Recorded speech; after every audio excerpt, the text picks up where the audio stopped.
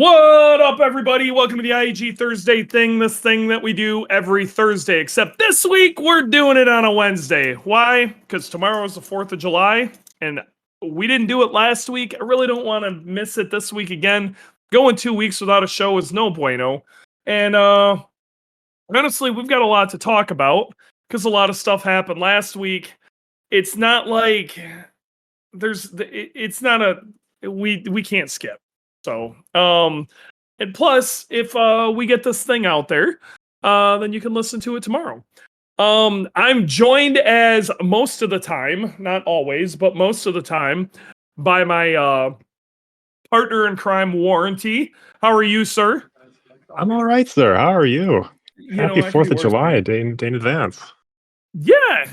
It's happy. What do they call it? Rebellion, the Great Rebellion in the UK.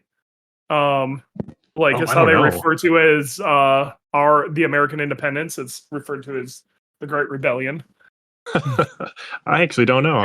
You know what it's called in the UK? It's called Thursday because they're just going to be working. Well, this company that I work for now is polite enough to have I love it. Somebody just put in the chat Brexit 1776. Nice. We have Friday off as well, so I've got a 4-day weekend in front of me. Oh my God. Bite me. Lovely.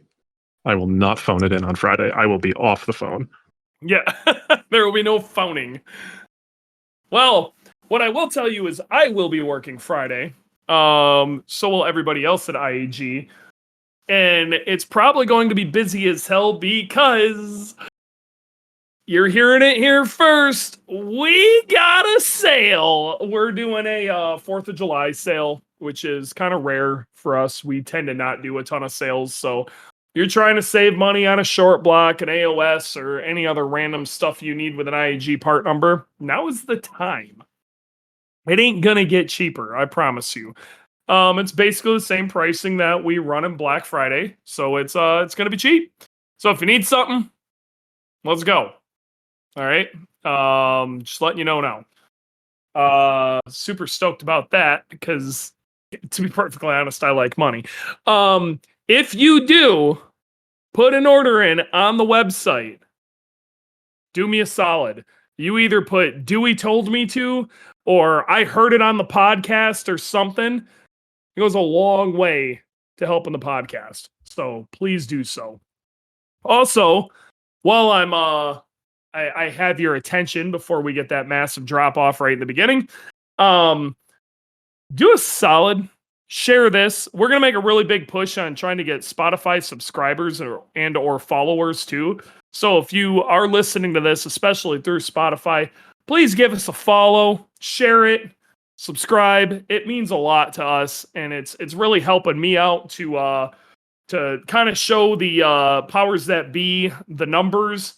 I know the numbers are there because you guys come up to me at all these events, and you're telling me things you heard on the podcast and what you thought about them, or follow up questions and stuff like that, which I love. I think it's fantastic. It's still crazy that people actually listen to me. But yeah, if you can do me a solid, do us a solid, please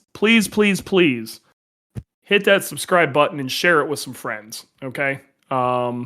It goes a really long way, whether it's sharing my post on Facebook or sharing the actual Spotify link.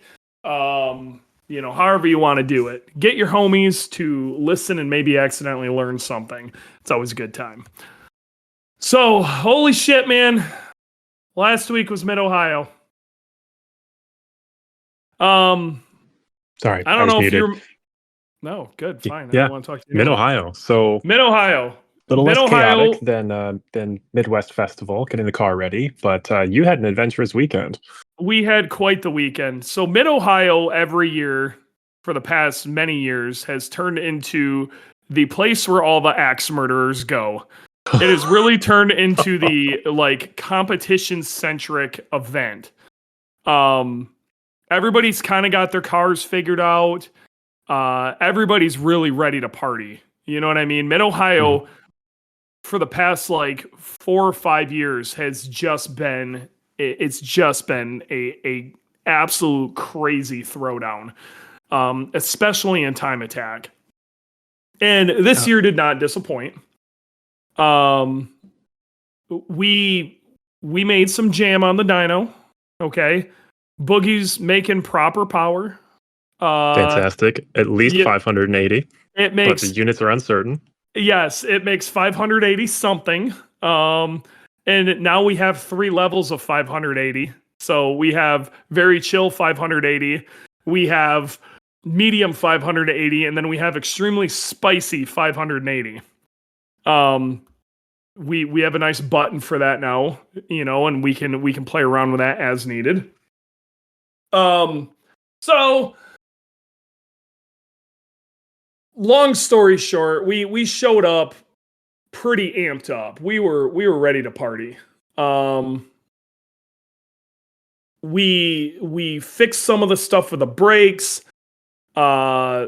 We obviously it was making power. We fixed some small things that we wanted to sort out, but other than that, like the car was pretty ready to rock. Our goal wasn't go out there and have a good shakedown anymore. It was to go out there and win. Unfortunately, it was going to end up being our shakedown because we had yet to have it on track under any real power yet. So, we took the, we got there, kind of late on Thursday night, but, still reasonable. We got the most epic parking spot, let me tell you. Behind the garages where Adam usually parks his RV, like right up near the track. I've never been to Mid-Ohio, actually. I can't even talk to you right now. We may have to kick you off this chat. Mid-Ohio. My wheels have been to Mid-Ohio, but I have never been to Mid-Ohio. Mid-Ohio is great. So either way, okay. So we came in after everybody was freaking out. There was nowhere to park, and people are parked out in Guam and whatever.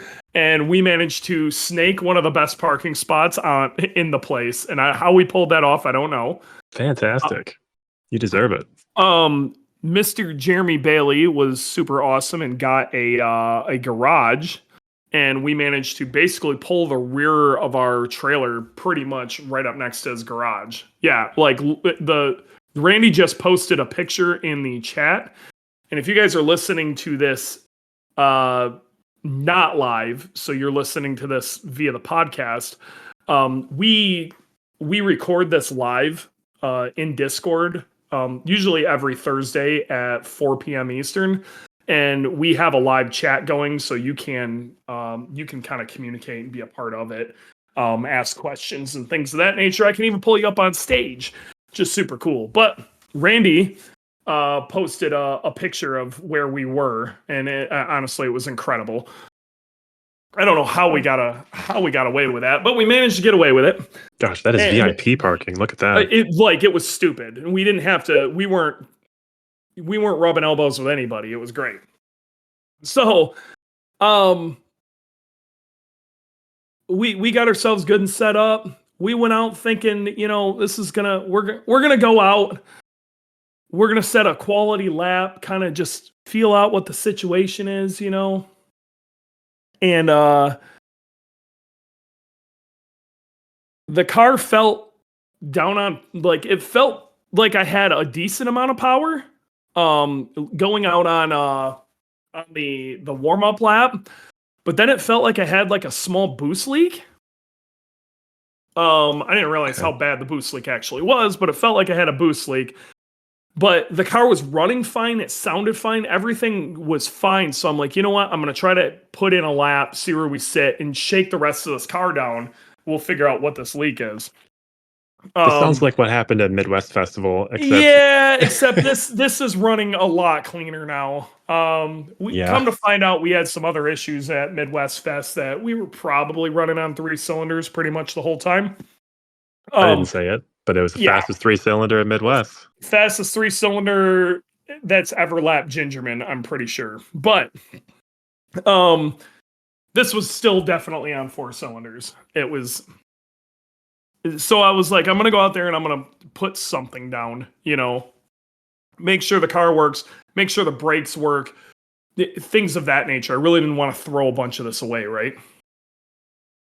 Right. So I run 2 laps, and on the 3rd lap, I was going to come in anyway, but I was coming out of Thunder Valley, which is closer to the end of the track, and I put the car in 4th, and it sounded like somebody threw gravel into our transmission.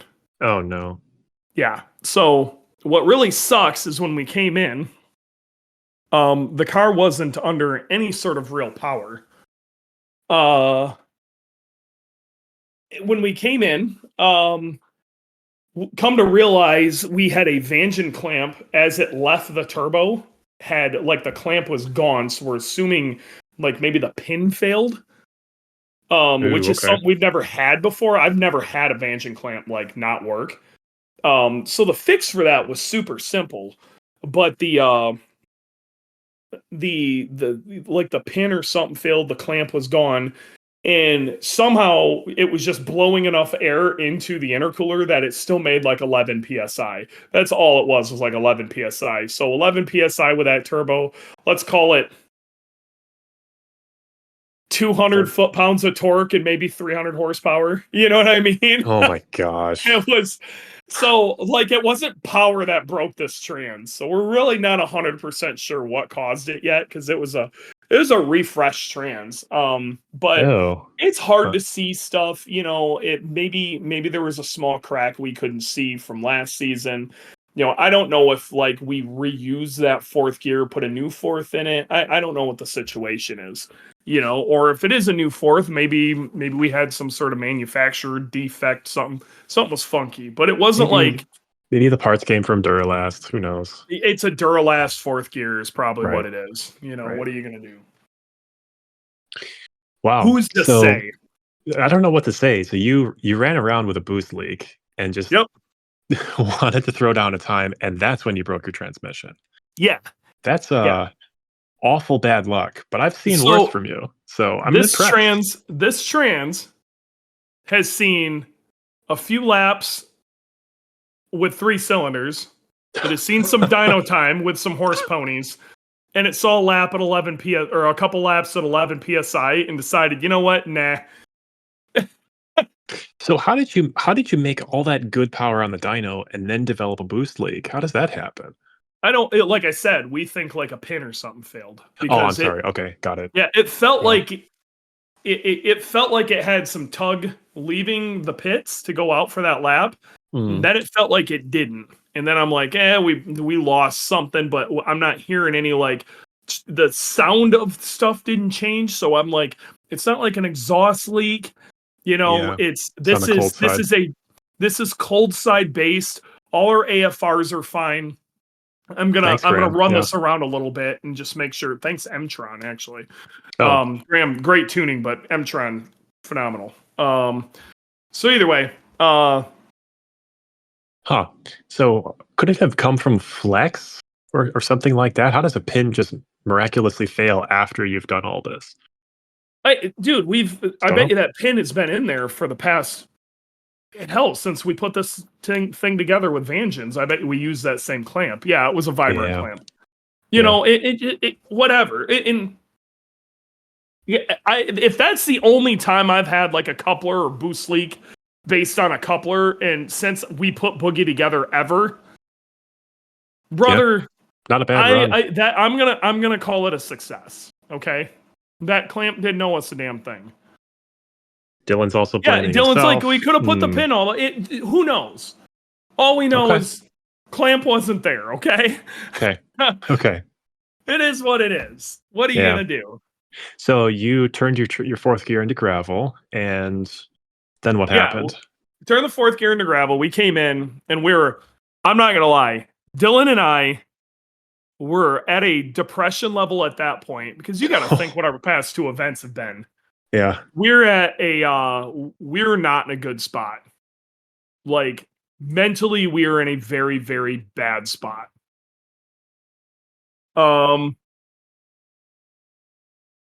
So long story short, we call back to IAG, kind of give them an update of the situation, and they have a spare trans there. It was we actually were going to use this trans last year, but we needed to put JDM 5th and 6th in it, and hadn't had a chance. It was a very used 06 STI trans, and this was the correct 06 STI trans, as it still had an oil pump. But the problem is it had a really, really long 5th and 6th gear. Oh, this is the wide one, right? Where it's wider than USDM? Yeah, it's 1st through 4th are right on top of each other. 5th and 6th are 7th. crazy wide. Yeah. Yeah. You just fall off a cliff. I remember those days. So either way, we got a trans, but we need to get somebody to get it to us. Thankfully, I've got a Marine Corps buddy who lives in the Baltimore area, and I've been helping his kid kind of navigate getting into the automotive industry. And so I hit him up and I go, my guy, do you want to go do some race car shit? And he was like, absolutely. I'm leaving work right now. He's got a Honda Fit, hauls ass to IAG, which was basically on the way for him. Throws the 6-speed in the back. They throw some oil in the back and everything. Get them all set up. JJ and the boys stayed late to get that all done, and he carts that trans up to us. So we start pulling out the trans on our end. That trans gets to us about 10 o'clock at night. We got a couple of small hurdles we have to overcome, but gets to us about 10 o'clock, 10:30, something like that at night. It's supposed to rain the next day, most of it. We decide to call it, and we're just going to put the trans in the morning and get ourselves together. What we find out, you got to be kidding me. Hold on. I can hear you, and the volume hasn't gone up. No, that's not what happened. I just had somebody try to call me, and I need to shut my phone down real quick. Availability 2 hours. Okay. All right. So what we find out is the trans that I have has the old style plug in it, which is for the clutch fork, like the clutch fork pivot. Has the old style plug, and the new style plug is smaller. Okay. Oh, so no. like they're different sizes. Subaru changed these for no damn reason, and most of the time they're with the trans. Unfortunately, this one did not have it, and ours was the wrong one. Was this one of those mid-year changes? Yep. Oh, no. So either way, we find the correct part number of what we need, and I start calling Subaru dealers all over God's creation. I end up finding one up near Cleveland who has it. Thankfully, it's Friday. Okay, so everything's open. Nope, sorry, it was Saturday. It was Saturday morning. Still, everything is open. Okay. So, I managed to find one up near Cleveland. Thankfully, this doesn't hold us up from getting the rest of it done. So we help Dylan heave the trans up in the car and do like the heavy part of it. And then he starts putting the rest of it together. I steal the fit and head up there. I've talked a lot of shit about Ohio. All right. I've talked an absolute ton of shit. It's drove right into my soul because I am from Michigan. Yep. This is the nicest Subaru dealership I've ever dealt with in my life. These people were so nice. And then I go back and talk to her. She was waiting on me. She had the part waiting. She had to really go digging for it because it was like a return. And so it was in there like a return pile or whatever. All right. So either way, I show up and I'm like, hey, I'm here to pick up the part. She goes, here you go. I'm like, well, how much do you want for it? She's like, oh, we ain't going to miss it. Don't worry about it. Wow. She just gave me the damn part. Wow. And then the night before, kind of, not a part of this whole thing. The night before, it was late, but I only have my towel and William, the guy who brought us the trans, and Dylan both needed towels, and everything was closed. So I went up to the truck stop and a prayer that I'd find a towel. They didn't have them, but the truck stop itself was, they had towels because they sell showers and stuff. Yeah. And I ran into a lady who was bringing the towels in, and I'm like, I'm not gonna lie, I need to buy a couple of towels. Like, do you know where we could get them? And she just hands me 2 towels. Oh my gosh. She just gives them to me, and I'm like, I now can't talk shit at least for a couple more days about Ohio. That's unbelievably lucky. It's crazy. It was crazy. But either way, we get the part. I boogie back. He slaps it in. We're ready to go for the last session of the day for Saturday. And we get the car ready to rock. We're super stoked about what's going on. But we need to go out there and turn some laps and just see what the situation is. And we're actually going to turn it with some actual power this time, which is going to be nice. We've got the boost leak fixed. Here we go. Thankfully, I ran a decent enough time to get me into B group, but I was like 4th in B group. That is how fast this has gotten. I need to really put this into perspective, okay? It was only a few years ago that like a 33 was the all-wheel drive record. All right? Like, what should have won this weekend was a 26. Oh my gosh. That's not even close. I'm telling you, man, axe murderers. That's another planet. There was Street GT ran a 30 flat. Wow. Okay, there were Club TR cars getting into the 33s or 35s or so, I don't remember what Club TR was, but getting down there. Okay. All right. I think Street was a 33. That's incredible. How much is it? How much of it is the new pavement? We'll talk about the new pavement in a minute. Okay. It's yes and no, especially with Club TR. Okay. So we're kind of near the front of B. I chat with the guys that are at the front of B, and they let me go to the front. So I've got some clean track. I'm going to lay something down. We go out there, and this thing is tear-assing 1st through 4th. Let me tell you. This car feels great. Handles great. Pulls like a freaking freight train 1st through 4th. But, man, you put that thing into 5th, and she takes a nap. Same as the last car. Yeah. Well, it's just the way the gearing works. It sucks. Right. It does not match at all. So you put it into 5th gear and the thing just completely falls asleep. The other problem we're running into is leaving Madness, which is this really kind of off camber. It's after the long straight. There's a fairly hard right-hander, and then it's this really wild kind of over a hump left-hander.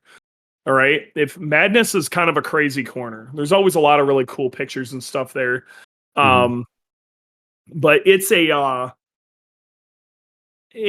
it takes all the weight off the car, and then it loads up to the outside, and it really is awesome if you have a ton of traction. You know, your car makes decent mechanical grip. Where you can rocket ship out of that corner. Okay. And that's where I made a lot of time up last year, was being able to rocket ship out of that, or getting a nice controlled slide coming into Thunder Valley. I think I posted videos of that last year, of that being my favorite corner in all of Time Attack, because you'd kind of like slide up over this off camber hill, foot down, and tear ass into Thunder Valley. So what happened is I would load up my outside rear tire, and the car would start violently hopping. Oh yeah. The hopping is still here. All right. They were hopping like hell.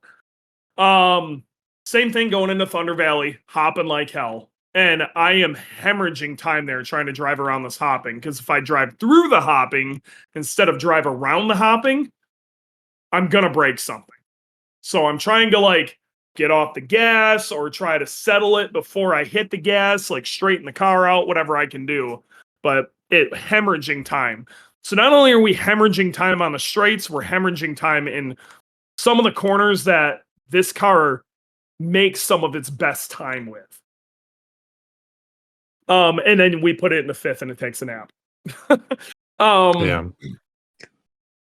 But we managed to get ourselves up into A group again. I think we ran a high 28, so I really can't complain about the time we ran there. It was a 28 or a 29. It was something.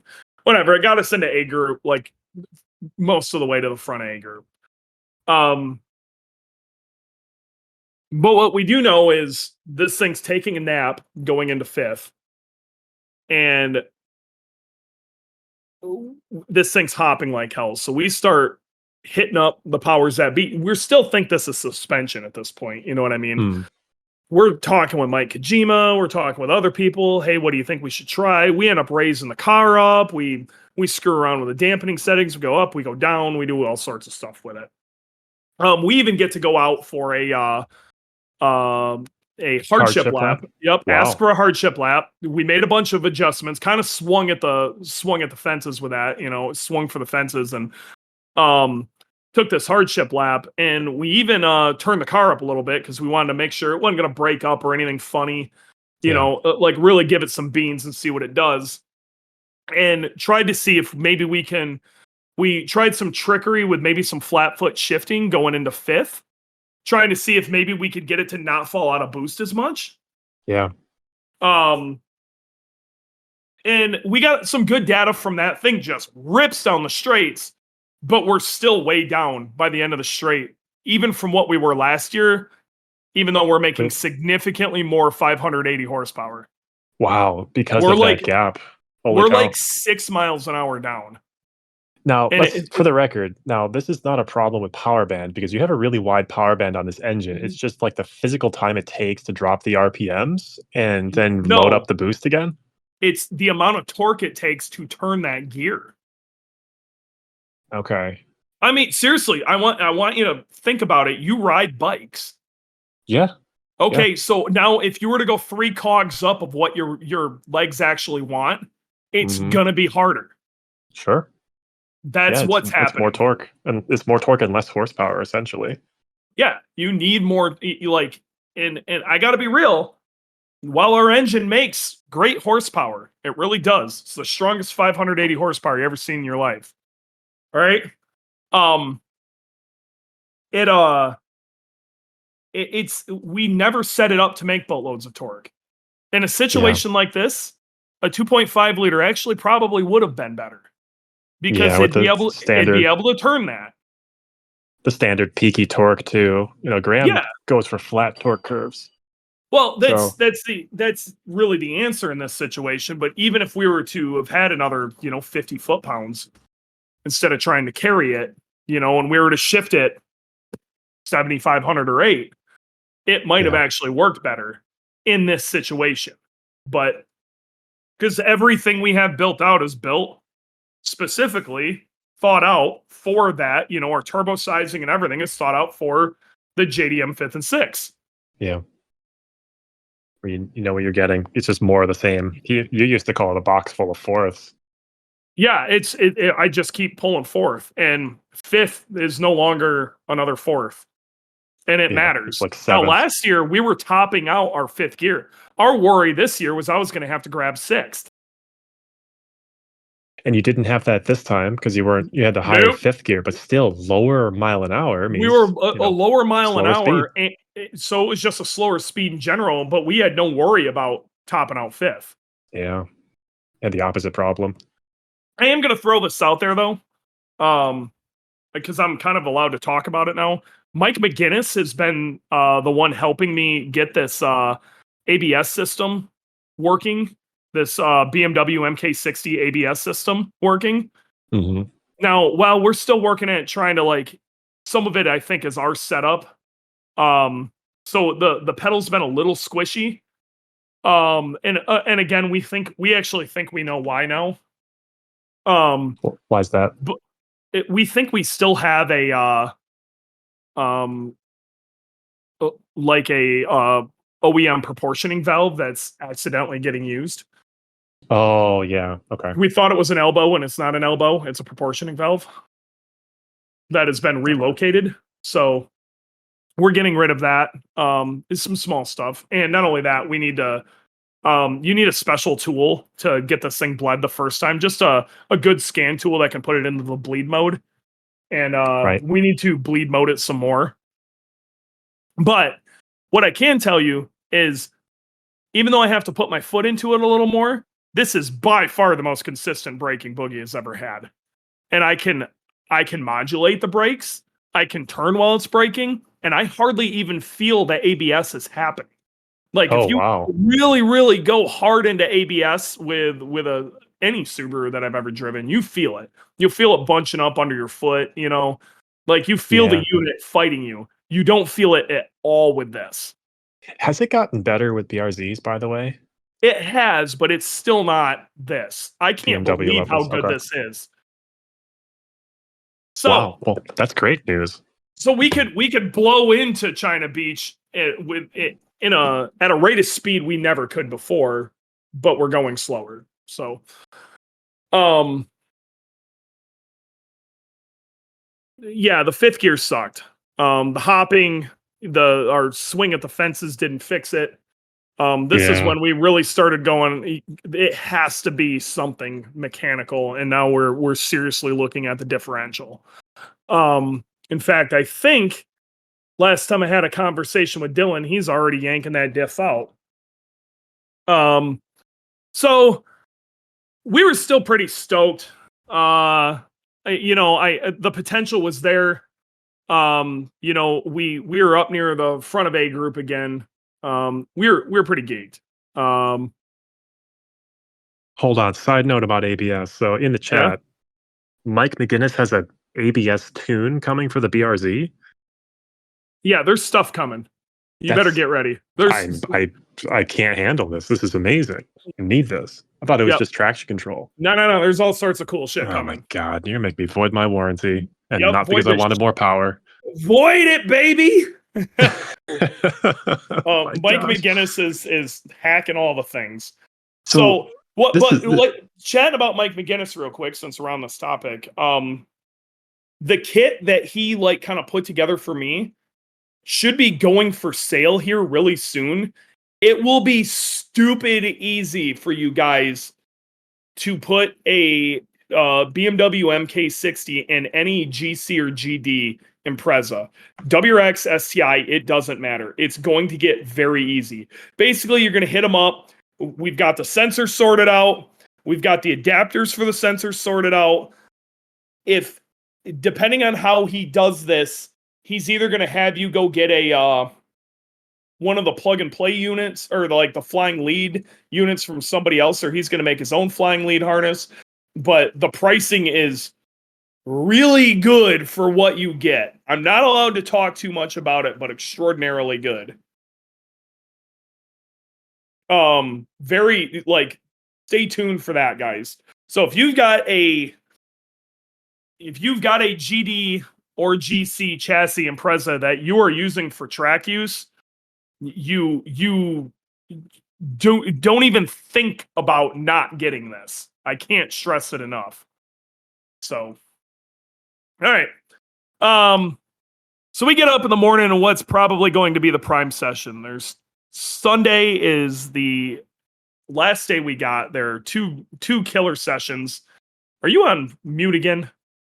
I am not on mute. I was milking the chat. All right. Either way. So there was a Sunday morning session because this is not a festival.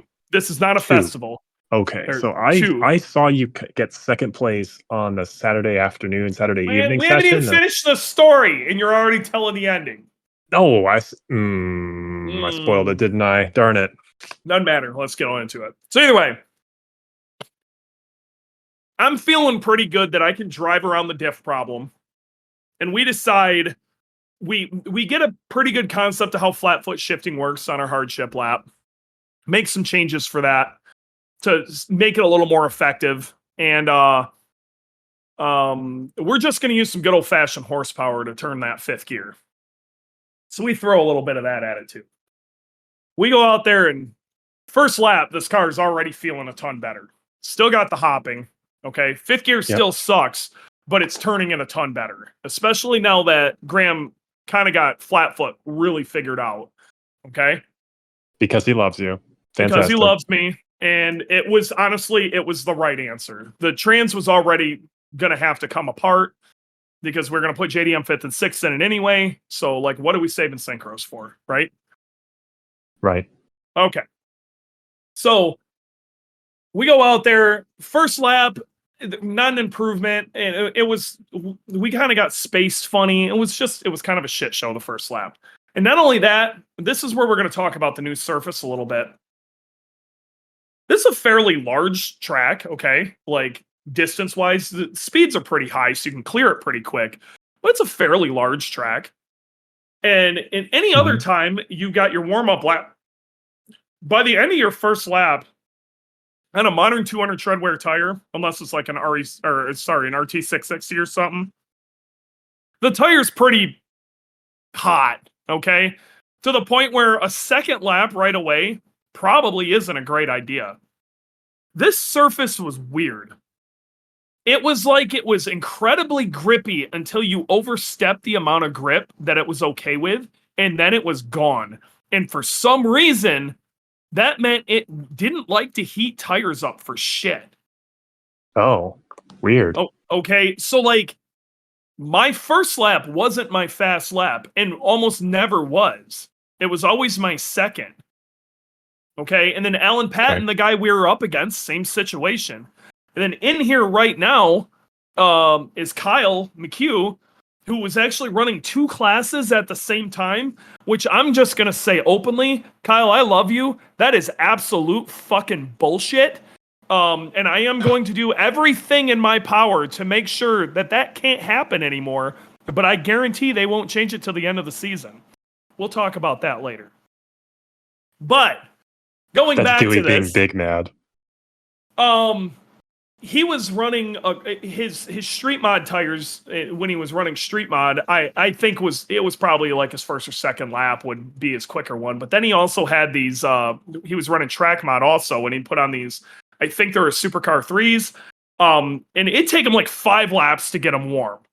Like, it was a clusterfuck. And it just shouldn't take that long to light these tires off, especially with a Supra. It's a heavier car. So it was rough. So second lap, going into it, I sent it for another lap. We'd been talking to people the night before, and everybody's like, and the tires were wearing really strange too. You know how like at Gingerman or something, the tires they'll when a tire wears, it tends to get rough. You know what I mean? It's getting more and more rough. Everybody's tires were completely smooth. Huh. Weird. It like the surface is just weird. I think it's faster. It's just faster in a weird way. And it did not want to heat tires either. Weird. Second lap, this car really started to come to life. And I came around turn 2 onto the straightaway. And by the end of the straightaway, I was a second and a half up. I'm like, oh, baby, we got it in the bag right fucking now. All right. I was so excited that we were about to, because I got down the straight right. I got through turn 1 beautifully. I got through turn 2 and got on the gas real early and managed to not get a ton of hopping. And the car just left really well. Okay, so everything was working right. Flat foot shifting was doing what it was supposed to. Car was still cool enough to make a boatload of power. It was about perfect, all right? I go to turn in from the straightaway into what they call China Beach, going up into Madness. So you're coming down from, $1.65 is what all we could really manage this year. Only so 165. Only. Yeah. which means that should tell you that we were down quite a bit. Just a phenomenal amount for a 1995 Subaru. Yes. So I go to turn in to China Beach, and I have no power steering. It was Nasty. the most terrifying.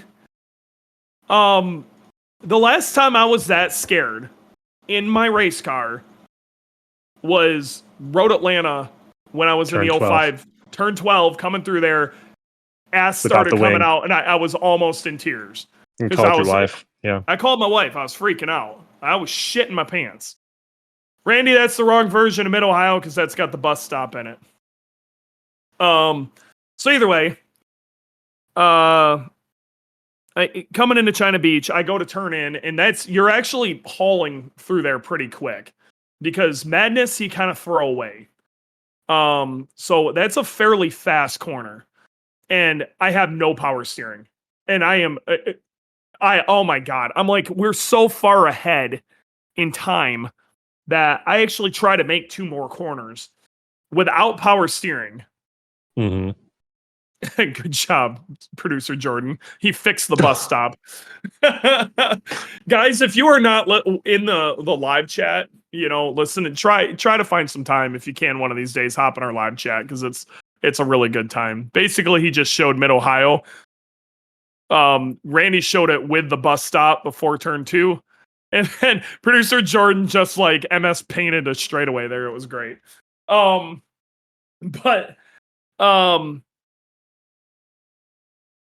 Yeah, we turn in, no power steering. I was so far ahead that it took 2 more corners for time to drop out of green even.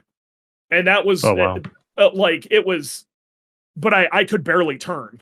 I was trying to see if maybe I could get the rear to rotate and maybe I could He-Man it through, but unfortunately I just don't have Alan Patton arms. And when you meet Alan Patton, you'll understand what I'm saying.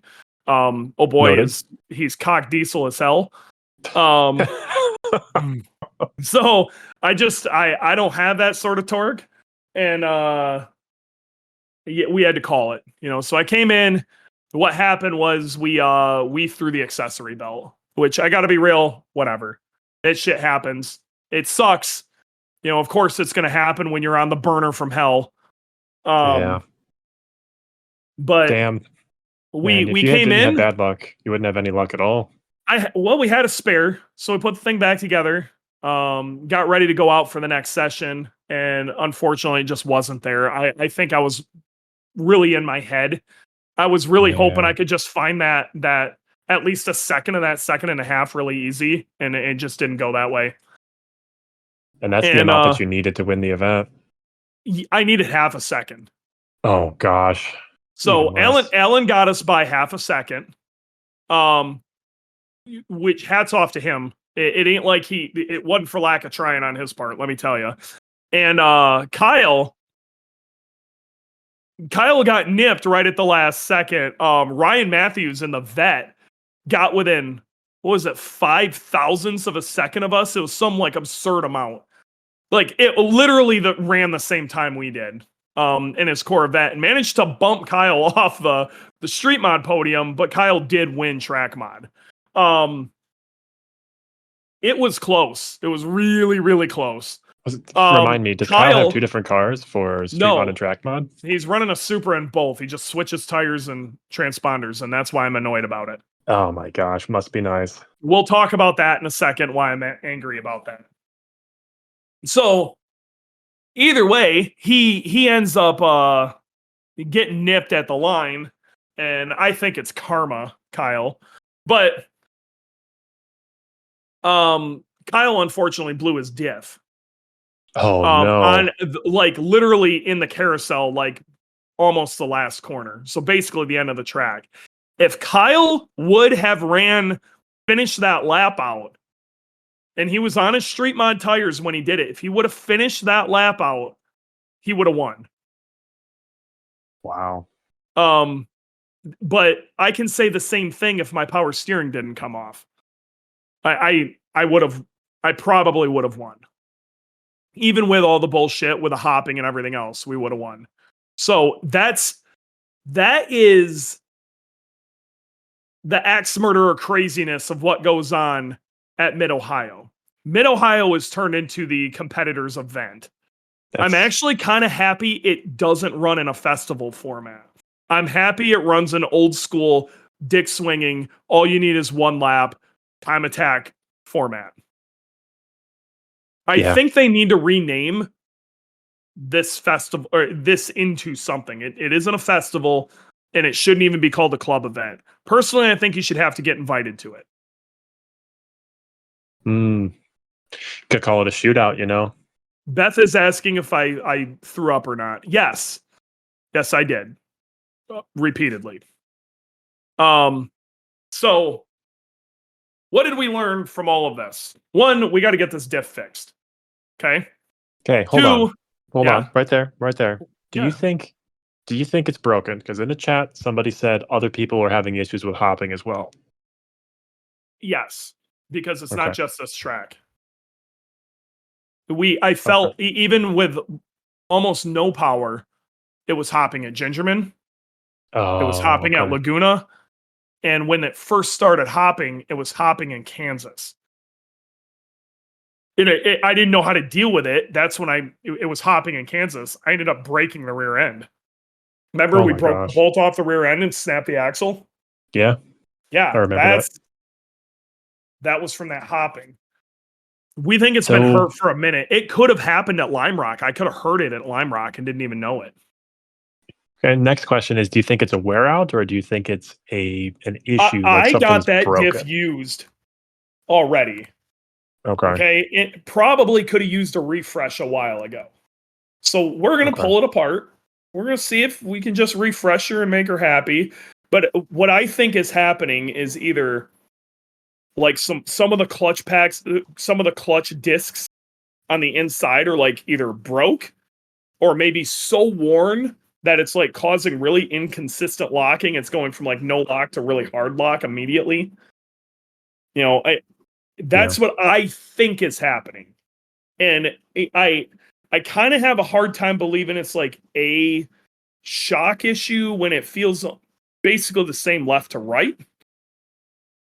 And we've went up and down and, compression and rebound, chasing this thing all over the place and nothing has changed it. Yeah, and you've had shock issues, not issues, but you've had to have your shocks recharged and you could feel the difference between before and after. So this is probably we also had nitrogen with us and we were filling with nitrogen. So again, we don't believe that, and we couldn't cure it even with Mike Kojima's help. We really couldn't cure the hopping at Laguna either. Wow. So I've been driving around this for a little while now. And at a certain point, we got to go look. Like, we got to figure this out. And it has to be drivetrain. It's the only thing left. Yeah. All right, so that's number one. What's number two? First off, like JDM 5th and 6th are a lot more important to us than we thought. That's a very obvious thing. So maybe we got 3 points here. So the plan right now is we have JDM 5th and 6th to put in this 06 STI trans, essentially making it the same trans that I had in the car. We're going to get that sorted out. And we're going to fix my old trans, whatever the 4th that was in there. We're going to get that sorted out, get that all put back together, hopefully try to figure out why that broke, because that was a real fresh trans. So, we're everybody involved is a little confused as to what happened there, but it might just be a shit happens thing, and shit happens, you know what I mean? But we're gonna fix that one, and we're gonna keep a spare with us because we'll have the ability to have a spare. You've been fighting issues. You're not really been beat heads up in a while, have you? So yeah, and now I wanna put this out here. I'm sitting here throwing excuses out left and right. Okay. But here's the reality. We showed up to this event feeling like we could win it. All right? When you show up to the event feeling like you can win it, not like this is a total shakedown. If we just even sniff the podium, it'd be a miracle kind of thing. You show up thinking you can win it and you get beat, you were beat. Okay? Alan beat us. He didn't. It wasn't like, and Alan will not take, even though it will show up in the records as he beat us at Gingerman. Alan beat us at Mid Ohio. He beat us. Okay, that victory is his. He is allowed to flaunt that. You know what I mean? Or he's not that guy, but you know what I'm saying? Like, sure, that is a real win. Like, we were there on kill to go for it, and I can make all the excuses in the world of the rear of my car's hopping, I had the wrong fifth gear, and we missed a couple of sessions. Whatever. I can talk about that all I fucking want. But the reality of it is, he beat us. And he deserves that. Now, fair. That doesn't mean I'm going, like, any of us are packing it in. We're not. I truly believe we can beat him. Okay? The data's there, everything's there. And I do believe if we would have had our shit together, we would have won. But it just wasn't there this weekend. And you know what? What are you going to do, right? Come back stronger. All you can do is, if you need to, in the situation we're in, the smartest thing we can do is take the data we have learned and fix the problems we've found and come back and be stronger, just like you said. And we will be, and don't get me wrong, I'm disappointed. I'm very disappointed in myself because I feel like even with the car as it was, I should have been able to find a half second. I overdrove the car. And that's my fault. And I put that on myself. The car wasn't ideal, but neither was I. Like, if I drove the perfect fucking lap and the car just didn't have it, I can blame the car, but I didn't drive the perfect lap. And that is on me. That's so okay, I can't, man. But it is what it is. I just, and that's one more reason that Alan beat us, because Alan drove a better lap. Yeah. So you're a harsh critic of yourself, and I've heard that before. So I think it's all right. You have made a lot happen with imperfect cars and hand-me-down parts. So I know you're criticizing yourself now, but I'm not worried for you. We'll get it figured out. That's right. The other thing that this has made me really, really want now, not just it would be nice, but it's quickly turning into a need, is I think I want to go to electric power steering. I think I want to do what Adam Wood did with his GC and get that Volvo pump. Just so if I do throw it, throw the belt at high RPM, I'm not dependent on that. You know what I mean? Yeah. Like, yeah. I could have even, let's say we do throw the belt and I was running totally on battery power. I could have finished the lap on battery power. Yeah. And we would have been fine. But that's, it is what it is, but man, that is scary. That was fucking scary. And what scares the shit out of me is, let's say something like that happens at the kink at Road America. Yeah. That's fucking terrifying. Like, there was at least some runoff and some safety. That happens at the kink at Road America. That could be bad. Yeah. Yeah, that's leaving the hospital. That's leaving in a ambulance. In an ambulance, wadding the car up. That's bad. So that one's a little scary. So I think that's something we're going to push towards in the not too distant future. But we've got a lot of other stuff we're looking into now. The other things we are, I think, going to start going after the low hanging fruit on Aero. All right. Which is nice. I got a feeling we're going to be making some fairly basic side skirts. Oh, lovely. Good. And we have a pretty basic rear diffuser we can mess with. Yeah. So we're gonna take a look into that. We should have JDM 5th and 6th back in there. We're gonna be absolutely buried in the 6th. all over the place on this damn track, but we're gonna pull like a fucking freight train doing it. Love it. We added some AJ Hartman canards. Dan hooked us up with those because he's not using them anymore. So we had some AJ Hartman carbon canards, and I was a little tired putting them on, and I started looking at some other cars later in the weekend and realized I put them on backwards. Oh no. That's on me. We'll get that sorted. All right. So we'll fix that up. All right. So it was a solid weekend. You had some ups, you had some downs, but yeah. there's a lot of upward potential here, to say the least.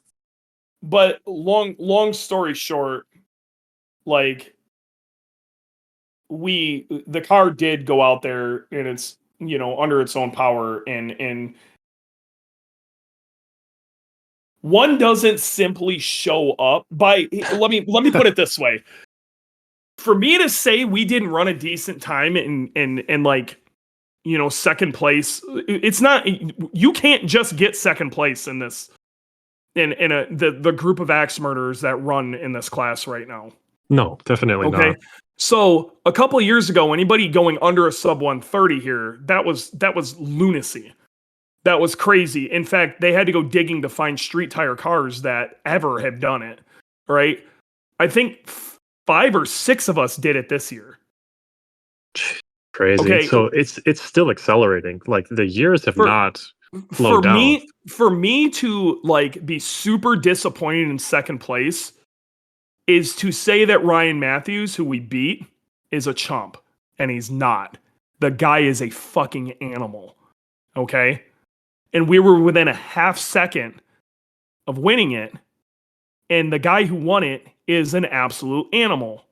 And the guy who almost won it but got booted off, Kyle, is an animal. And the guys who are right behind it, with Cal, with Amick, they're animals. Getting on this podium is hell. Jeez, we've barely even mentioned Mike Amick and Cal Fortner. That's incredible. We live in crazy times with these crazy cars, and I tell you what, this fucking Super Invasion is no joke. They have a really good formula for doing what they're doing.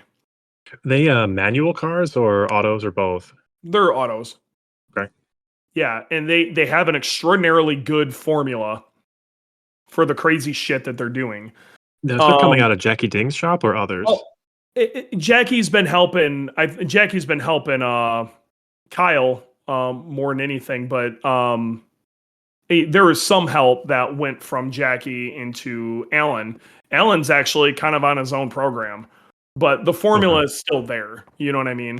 And the cars are monsters, and these two are sharing data.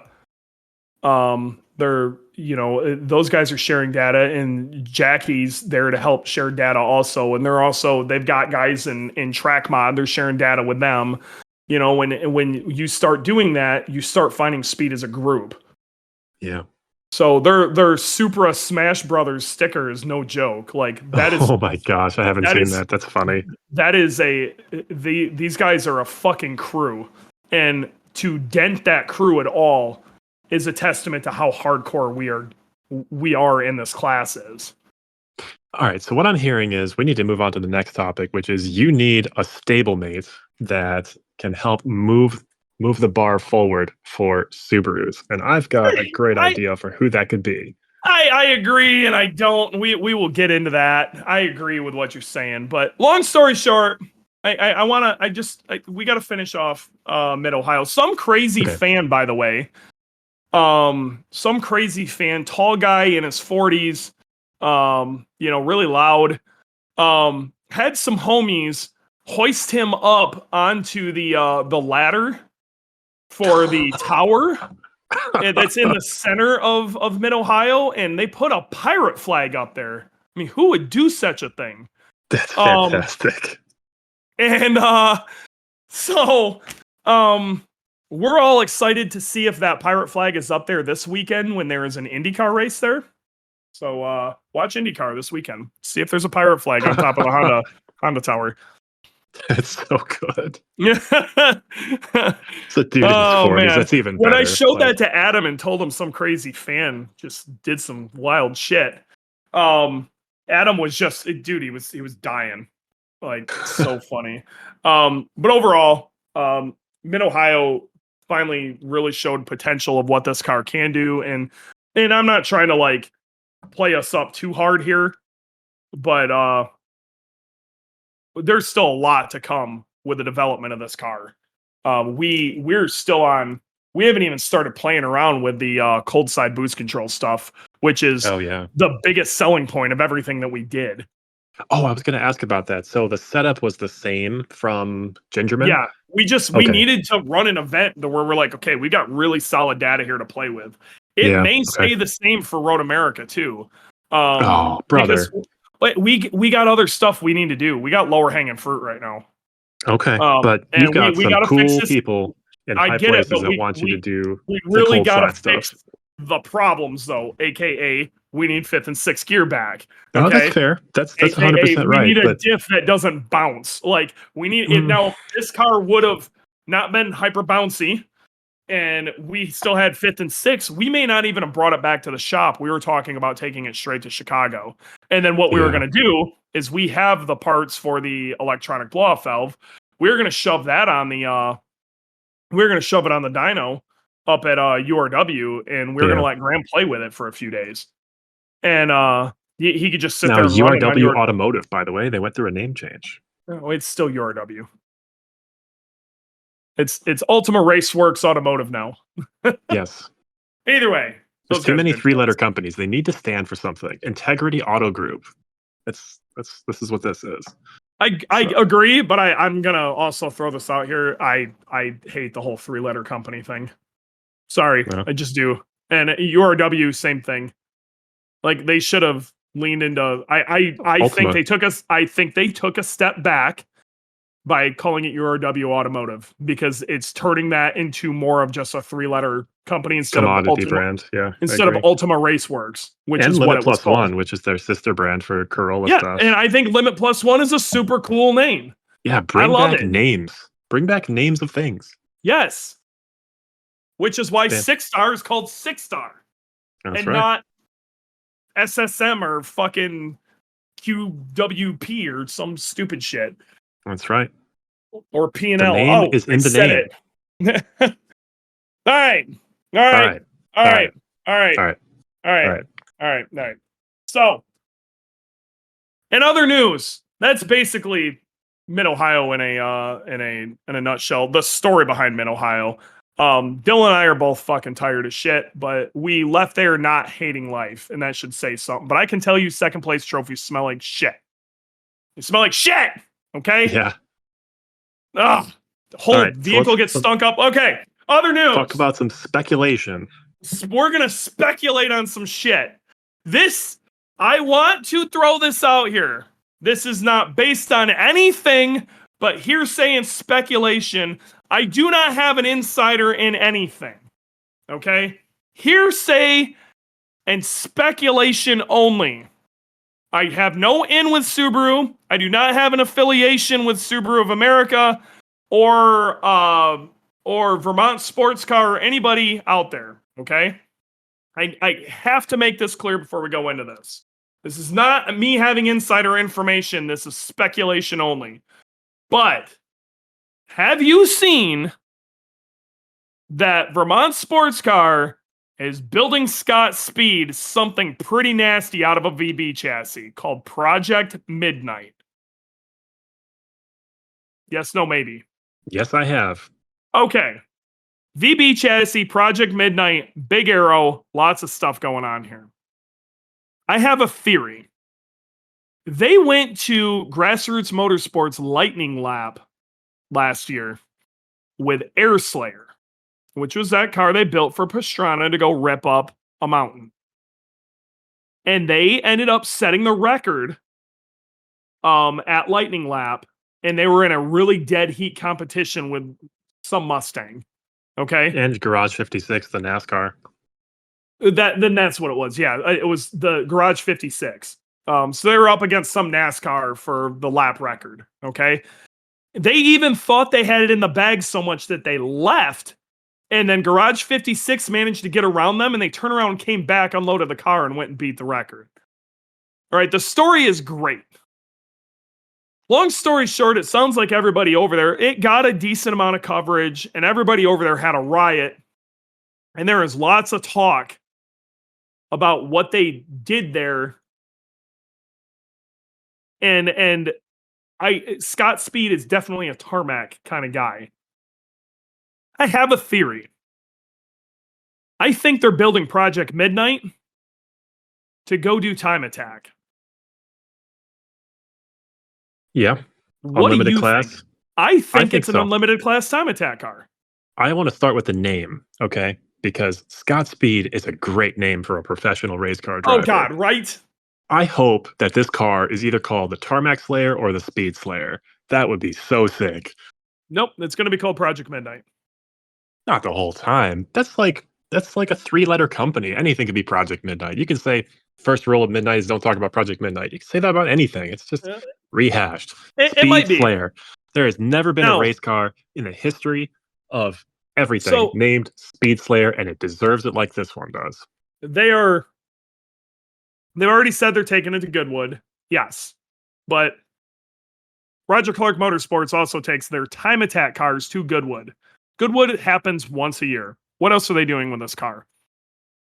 I think they're going to do some hill climbs. I think Mount Washington is apparently fully paved now, so they can go tarmac 100% for that. And I think we're going to see this car show up at some of the more prestigious Time Attack events. I really do.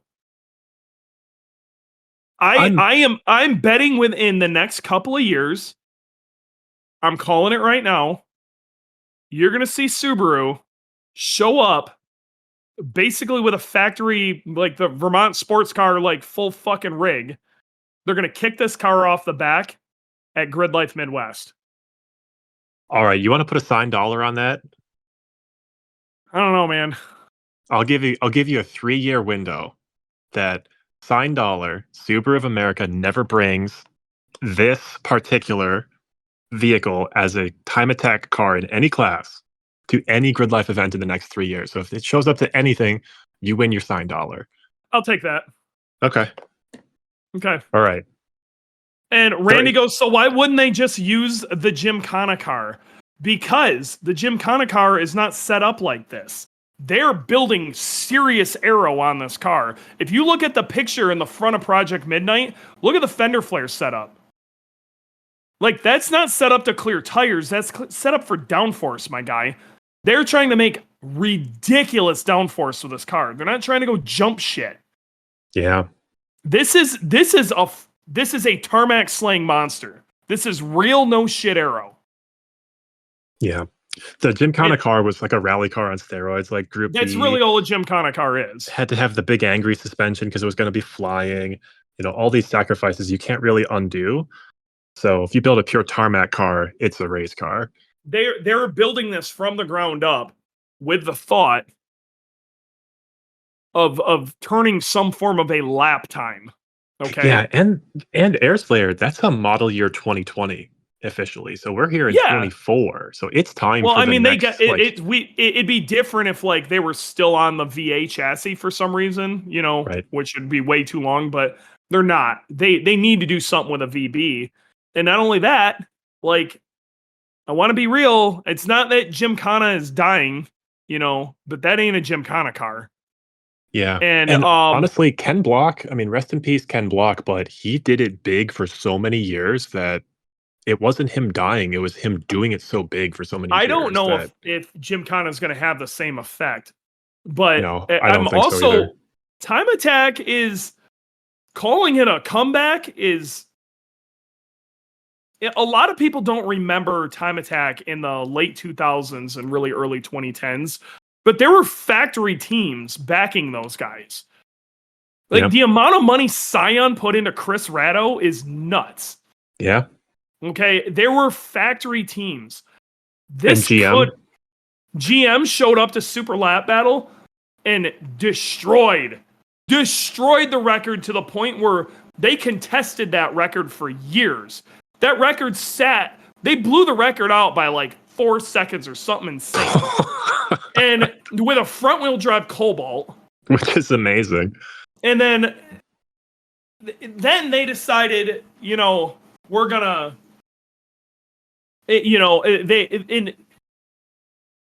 they just fell off the face of the earth. They didn't show up to anything else. It showed up for that one thing. That's kind of the story of the Chevy Cobalt in general. That's what a factory, like, we could see some shit, okay? But I'm still trying to, like, no matter how good a VB chassis is, no matter how much money you put into it, I still think they're going to have an issue getting around Ferris on some tracks. You know what I mean? I don't think they're going to have anything for him on something like COTA. I don't think they're going to have anything for him on something like Road America. I don't think they're going to have anything for him on something like Road Atlanta. He's big, high speed. Chassis choice, because you're talking about a 4-door big car versus a Corvette, which might as well be a slipper. Yes.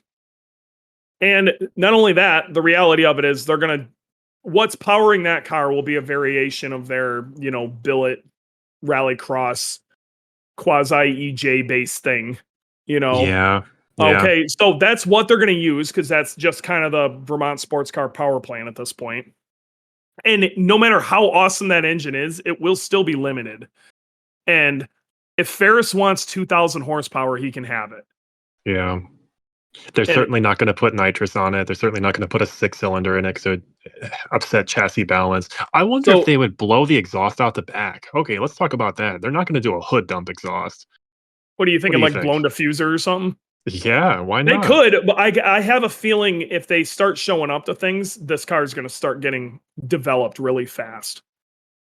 What I can tell you is Subaru's doing time attack. If these guys start showing up to time attack events and it starts gaining, like, we're already gaining popularity. Grid Life Midwest had 40,000 people at it this year. Okay. Oh my gosh. Now, I'm not going to sit here and try to say that was entirely due to time attack. It wasn't. They're there for the music. They're there for the festival. They're there for the drifting. GLTC is a big deal, yada, yada, yada. But 40,000 eyes is 40,000 eyes. God, that is a lot of people. Holy cow. It's physically there. Okay.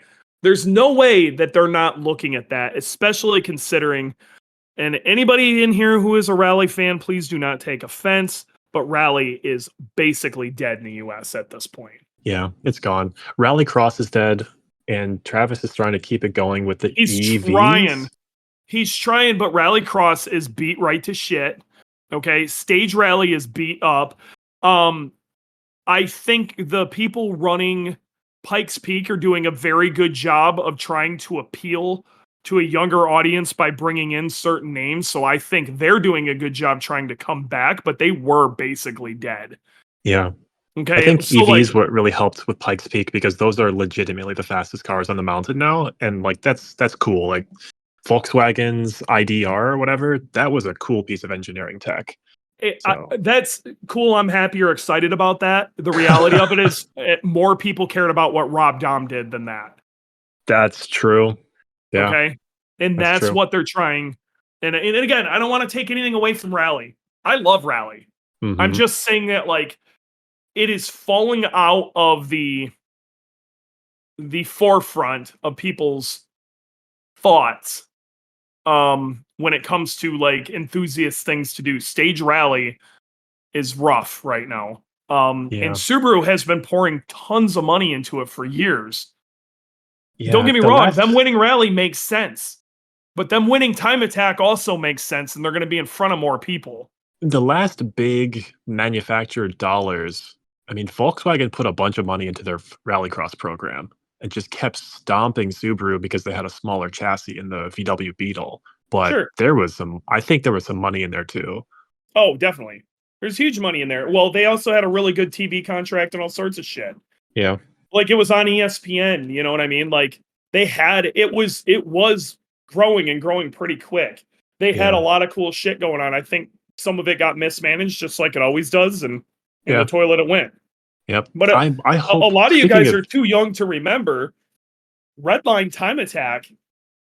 So this is they predated Global, but where most Time Attack rules in the US come from, why our rule base is what it is, all spawned from Redline. They had a fairly lucrative TV contract with MSNBC. They it was on legitimate TV for a while. Like it was getting there, and that's when they had, factory teams and shit was getting real serious. And then that was mismanaged. I think there's some other sports that have drag racing was getting huge in the import scene for a very long time, and that got mismanaged. Some people might not want to hear this, but I truly believe that Formula Drift is getting wildly mismanaged right now. I bet you Dylan would agree with that, who is a huge Formula Drift fan. But it's getting mismanaged. Why do you say that? What part of it?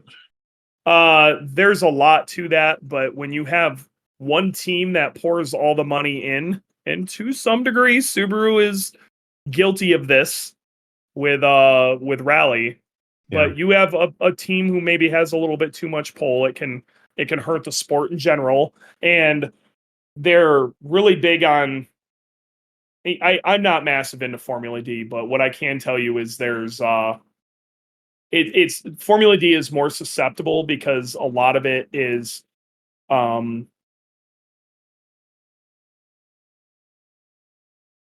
it's perception based versus like a raw number based. Yeah, it is whether judges. you win or not. You got judges and things like that, and that's very easy to mess with. You can't mess with a raw time.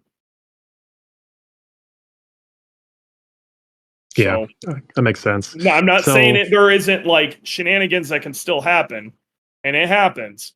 Let's be real. If let's say a rally has Subaru coming to it, right? Mm-hmm. And for some reason Subaru is running into issues, that rally stands to lose its ass if Subaru doesn't show up. Yeah.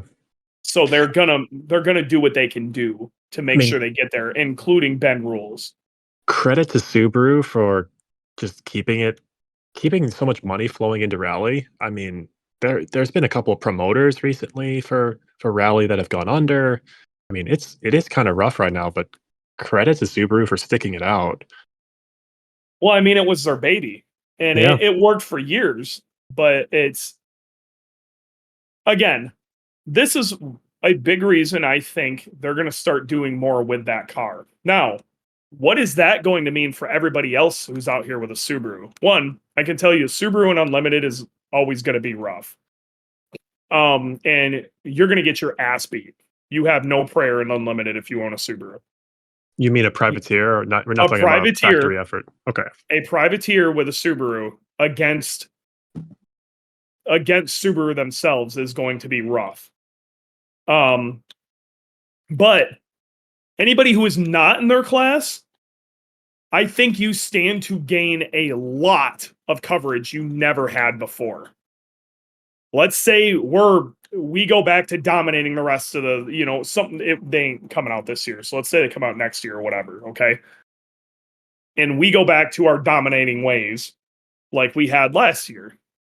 Yeah. If you think for a fucking second that isn't a PR plus for them to not cover us also, even if it's a small little, like they've got a 20-minute show when they only give you, a couple of blurbs and, your car ripping by a little bit, every once in a while get an interview. That would be huge if you see what their social following is versus, a normal human being. And that's big money. Production quality is completely through the roof. Yes, so it is. If you are doing big things in a Subaru, I would be very excited about this. I could see, but I think Time Attack in general, this could go good or bad. So let's say we get a factory effort by Subaru, right? And it starts to go well, and people are amped about it, and YouTube starts, they're piling on hits on YouTube, and views are nuts, and people are really excited about it. Okay. Mhm. And God forbid they actually start selling more WRXs over it. And let's say Volkswagen sees this or Audi sees this and says, okay, well, we want to do time attack now. And they start poking their heads in here, and you get other companies start poking your heads in here. Grassroots is going to go away real fast. Do you think so? Do you think it just drowns everybody else? As long as they stay the fucking unlimited, let them party. Why wouldn't they? That's the coolest cars on the property. It allows them to go nuts. Well, yeah, no. Is it the coolest cars on the property? Because the Well, your problem is car's pretty cool, no. but Let's go back to the reason that a lot of, especially shops and shit, don't run unlimited. Your car looks like a spaceship. It's very hard for somebody who looks at, and I don't want to. This is no offense to Dan. I love Dan, but if you look at Dan's car, if you don't know a lot about cars, you're gonna have a very hard time seeing an 07 STI. But if you look at my car, it's not too hard to see a GC8. Okay, yeah, if you look you're at not wrong. if you look at Will Young's Civic, you have a hard time seeing. It took me a while to figure out what generation Civic that even was. But if you look Oh at yeah, my it's car, the you could see a USDM. GC8. Yeah. Okay. Now, Okay. time attack in years past, like there's a picture up in the chat of the GST Impreza. That was an unlimited car at one point. That's what it looked like. That's not what unlimited cars look like anymore. No, that old picture looks like a car with a wing on it. That looks like street mod. Yeah. Okay. So if we're talking, that's what I'd be worried about is they go, well, we want our car to look like a car. We can't beat Ferris. We're going to go run street mod. A factory effort in a street mod would be terrifying. And I honestly, I'm seeing this coming, and I don't think Grid Life sees this coming. And I'm kind of fucking terrified about it. But long story short, I really, really want Grid Life. I really want Grid Life to maybe have a conversation about what a factory team is. Like they need to define that, and I think it needs to be left in unlimited. I think it'd be great for the sport to have them in unlimited. It will not be great for the sport to have them in street mod. Are you okay? Or street. Are you saying like put it in the rules, put it in the charter that if Yes. you're a factory effort, it's unlimited or that's it. You have no other Yes. choices. Okay. Yes. Man, I don't disagree, but I see it happening naturally anyway. I would be shocked if a major label went to go play in a smaller sandbox. I think that it would be a great engineering effort to recruit new people like fresh out of college. You know, we've got a friend I that think works for a but major label. now let's take a But step back and let's do one more. Let's say like Andretti or Penske. Somebody pisses them off and they try to show the fuck up. Penske's not GM. Now they got connections at GM. You know, they can get whatever they really want from GM, but let's say they want to show up. It is what it is at that point. You can't stop them from like shoving a car into street mod. Yeah, but a street All mod that is is dudes a in a shop garage. that's huge. That's Street mod is a again. bunch of dudes in a garage, and then occasionally you have like semi shop efforts. I want to be really kind here. Like IAG is probably the biggest shop in street mod, and that's cool. We are. But But with that stated, all Penske like like an Andretti race team is a race team. Like it's a shop. Yeah, It's a shop with high paying clients. Yeah, it's just a shop. Yeah. Okay. So I say this thing and I contradict my own statement at the same time. It's like this could be what I'm trying to get at though is this could be an extraordinarily dangerous precedent. Let's say Subaru shows up, they see some success, other people start sniffing around. That could be bad fast. And Vermont Sports Car is not just a shop, it's a factory effort, you'd say? It's a different world over the line? I can tell you they're going to have a giant Subaru logo on it. they've got a client that pays good money, but it's let me put it this way: GM didn't send GM down; they sent a race team down. I don't remember which one it was with the Cobalt. yeah. But they all do that. They have budgets and they say they pay a race shop to do this, and it's not So exactly a how do you? factory effort. What I'm just trying to say is, how do you draw that line? Well, Sure. it is a factory effort, though. It is Mm, I don't, whichever way you want to put it. Like Chevrolet sending a NASCAR over to Le Mans. yeah, I'm sorry, that was a Chevrolet effort. that's true. That's 100% factory. That was a big deal for marketing. That That was was a massive. huge success. And then Caleb just put Vermont is factory back, just like Red Bull and Honda and F1. Honda and F1. Okay. I mean, so what do you? I I'm just saying, like, in one thing that makes Time Attack great is the rule book is really simple. And literally, Yep. if you want to go look at the rule book for Unlimited, it's like 7 lines of text, and 3 or 4 of them are for safety. And the next one is have a VIN. It has to start as a VIN vehicle. Literally, the rules are basically it has to have a VIN. And then a couple of the lines are all of this stuff is allowed here. But it Yeah. basically just states the car has to have a VIN. Okay. So let's say hypothetically, Subaru of America, I'm sorry, Vermont Sports Car, Subaru Motorsports USA shows up at a Grid Life event. Do you protest them? Because they probably got a body in white from Japan and that does not have a VIN on it. And It's got to have a VIN. they Well, could just slap a VIN on but it and say they we've got could a do VIN. that. Okay, but let's say they'll probably read the rule book because we all read the rule book inside and out, and they slap a VIN on it from something because it's a bunch of dudes just like us working in How are that you? shop. Welcome to the Are you party, going to dude. ask them to produce like a bill of sale saying, In Street Mod, you'd actually have to. In Street Mod, you'd have to register the car. okay, not unlimited, so how are you going to prove that VIN In is Unlimited, you're just it. It is what it is. how are you going to prove that VIN is real versus just VIN slapped? This is one of the things about Time Attack is it's very grassroots and very simple. And another thing that could come of factory efforts showing up like this, okay? One of the scary things that could happen is they have to start writing more rules. And then overnight we become SCCA. We all become boomers eventually, you know that.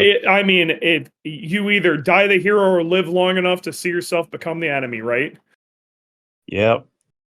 So Dylan in the chat, 100% they will not come to Street Mod. I agree with him. I don't think I so. don't I think just they think would it's just either. I'm just saying the doors. But I don't agree. Again, I'm going to take a step back. Do I see Subaru coming to Street Mod? No. Do I see some other like a Hyundai or something taking a look at Street Mod, going, "There's no prayer for us to party in Unlimited, but we could put half the effort in, maybe win Street Mod"? I do see that. I really, really do. And I would yep. see it'd be like a Hyundai to do it. Or I another team that's already there, like a Volkswagen runs a unlimited car and a Street Mod car. yep. I would say Hyundai on a 20% time project. Are you familiar with Google's old principle of 20% time? No. Okay. So Gmail and other projects way back in the day were built at Google as somebody's Friday project, and they ended up being very successful for the company. So Yeah. if Hyundai gave all their people 1 day a week to go work on side projects and then assigned a bunch of them to go work on like a street mod effort, they would get so many new resumes in the door. They would just build their talent bench something fierce. I've had a theory about this for a little while, and we could talk as to how I came to this theory, but we aren't going to do that. But I believe you have these like Andretti, Penske, Wayne Taylor, whatever figures out there with these teams that they're desperate, absolutely desperate for talent. And the biggest problem with talent is there's a lot of people who are willing to do it, but nowhere to train. Like, how do you Yeah, even get anything on your resume? the I, pipeline. I personally think they should be fucking around with time attack teams. I Like agree. I think those teams should have they should be screwing around with time attack teams. Like, they got a budget to take a shit box and try to go fast with it. Yeah. And they would learn so much in a crazy, absolutely crazy short period of time with that. Yep. I think personally, I think it's genius. And you would train people on it for like a tenth of the cost of even their low level, like IMSA or whatever, WRL or whatever the fuck else they're fucking around with. Yeah. And especially if you're trying to train your engineers, it allows them the freedom to look at a rule book and learn how to read a rule book the right way. And like I've always said, to read a rule book the right way, you read it 10 times to see what it says. You read it 10,000 more times to see what it doesn't. Do all that stuff. And it would train them to look at the rules in that fashion. Okay? It would train them to start looking to try to find loopholes and try to find the competitive advantage that you're looking for. It would train them, and it would put them in the right mindset for certain things. Now, I'm not going to say time attack and Lamar are the same thing. They're not. No, they're not even close to the same thing. But you want some of that mindset. You want somebody to have that epiphany moment. You know what I mean? That's where you're going to find that shit, and I think you can cultivate that by having them come screw around with something like a street mod program. Where nowadays, there's rules, but they're not crazy rules. The budget would be a whole lot smaller. You could probably get a lot more done per dollar. Oh my god, you've learned so much, and not only that, you could probably use leftovers from crashed wings and shit around the shop to build whatever this is. You know what I mean? Like, give them a platform that isn't awful, whatever it is. Stick them in a Corvette or something. You know what I mean? Yep. And let them get kind of rowdy. Let them learn. I'd also like to see it stick around for a while. So the Honda, the Honda CRV with the IndyCar motor and the hybrid drivetrain. That's really cool. That is. Where is it? Like, what happened to it? That sort of shit gets shoved in the back of some fucking shop somewhere, and people talk about it in legend. Yeah. Or the GM, or I'm sorry, the Ford Super Truck, 100% electric like van that they pushed up Pikes Peak. Yeah, that thing is sick. That's really sick, but I didn't hear about that until after it was up the mountain. Randy supposedly knows the former head of Subaru Motorsports. I would love to chat with him. Yeah, come on to the show. That would be fun. Rob Weir, that's a familiar name. Yeah, it is. Yeah, DM him, see if he'd be down. I think it'd just be a fun chat. That would be an awesome chat, actually. That'd be sick. Just kind of talk about the mindset of what was going on within that day. To me, I'd be interested to just know, like, what were the actual goals of the manufacturer, and then how did you guys go about trying to win a race and also accomplish those goals? Yeah. You know what I mean? I think on this topic, Subaru needs to do a better job telling people to chill out with these negative opinions on head gaskets and burning oil and goddamn Subaru motors are unreliable. The best thing they could do is show the fuck up. Yeah. Yeah, I agree.